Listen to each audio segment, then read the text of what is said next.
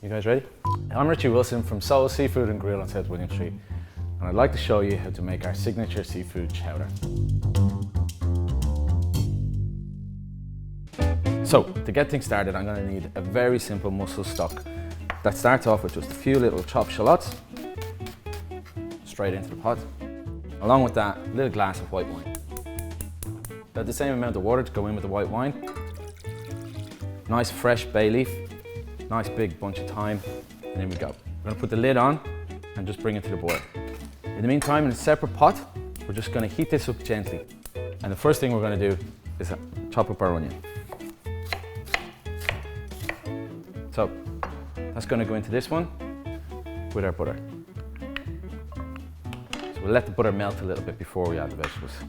Carrots, nothing has to be perfect, but just so they're similar sizes, that's all we're after. And along with that, a nice stick of celery. I always like to use the leaf. No harm in it going in there, it adds a lot of flavour. And then the longer end is split in two,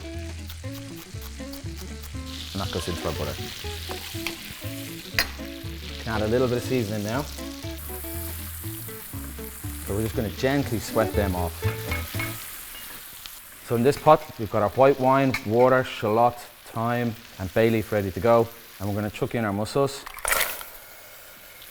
and let them steam for another minute or two, just so we make that stock. And that's what the really heavy, fishy flavour that we're going to get out of our chowder, that's where that's going to come from.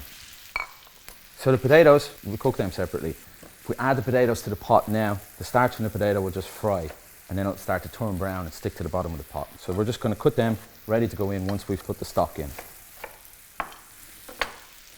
Once the vegetables start to golden, now we can add our stocks. So the first stock we're going to add is a little chicken stock, and that's what makes it really rich. So to add the mussel stock, we're just going to, nice fine sieve, and add that into our chowder. And even though we're really only looking for the stock off these mussels, we're going to hold them back for later, and we can put them on top of our chowder to garnish it. Now we can add our potatoes. So we're going to allow this to simmer for sort of 5 to 10 minutes, just until the potato just starts to soften. Then we'll come back to it and add the rest of the ingredients. So now the potatoes are starting to soften, the vegetables are almost cooked. Now's the time to add the cream. Here's the thing to remember. This is a gluten-free seafood chowder, and normally to keep everything together, we'd add a little bit of flour in with that butter when we're sweating off our vegetables. Now the butter's gone and we're adding cream, has a risk of splitting. So we have to be just careful that we don't overboil it. So a gentle rolling simmer here. Now, once it's come back to the simmer, we're ready to add our fish. You're going to pick this up in a fishmonger's, no problem, or any supermarket, a seafood mix. The thing to be careful with really is that there's not too much smoked fish. A little bit of natural smoked haddock in a seafood chowder is perfect. It just gives that little smokiness through the chowder that you want when you're eating it. But some of the dyed cod can really overpower the rest of the flavour from the chowder. So try to avoid that if you can.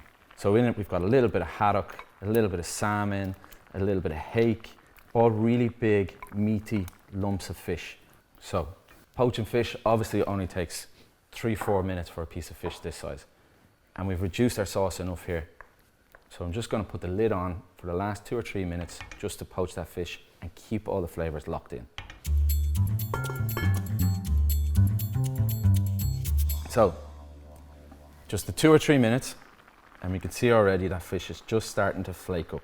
That's exactly how we want it, and the smell now is fantastic. So, nice big bunch of parsley. Get it all in there. Okay, to finish it off, we're going to stick it in a nice big pot, being very gentle with all of those chunks of fish, just to give it the last little finish. I love a little cayenne pepper, adds a little bit of heat and a gorgeous colour across the top. And then those mussels that we saved from earlier on, nice little garnish across the top. And of course, lots of lovely brown bread. Seafood chowder, a classic.